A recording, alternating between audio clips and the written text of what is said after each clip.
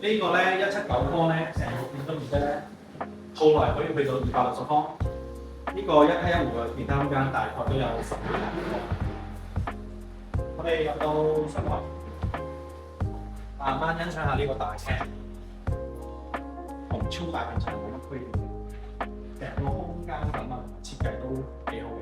我哋再嚟睇到呢邊飯廳、廚房呢度到時可以睇睇你需求點樣設計係咪先？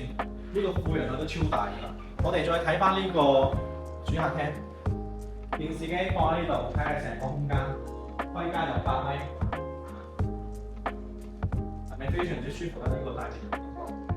跟住咧呢邊咧就係一個長者套房啦，可以同小朋友同埋你住嗰邊嘅主人房咧間開咗，基本上冇乜噪音嘅，所以咧老人家睡眠你又唔需要擔心。跟住咧仲係一個套間嚟嘅，已經係足夠用㗎啦，對於老人家嚟講。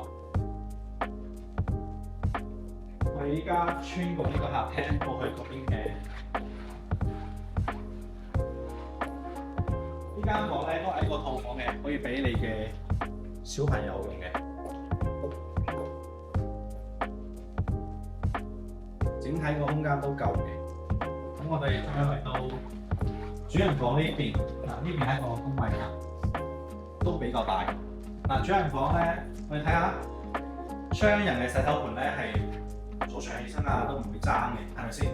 仲有浴缸同埋沖涼嘅地方，隨便你自己揀都係 OK 嘅。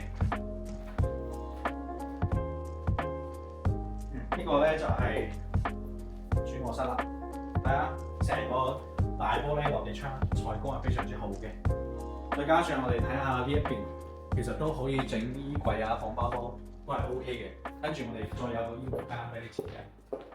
整體呢個空間係夠嘅。如果有需要咧，佢真係現場嚟睇下先。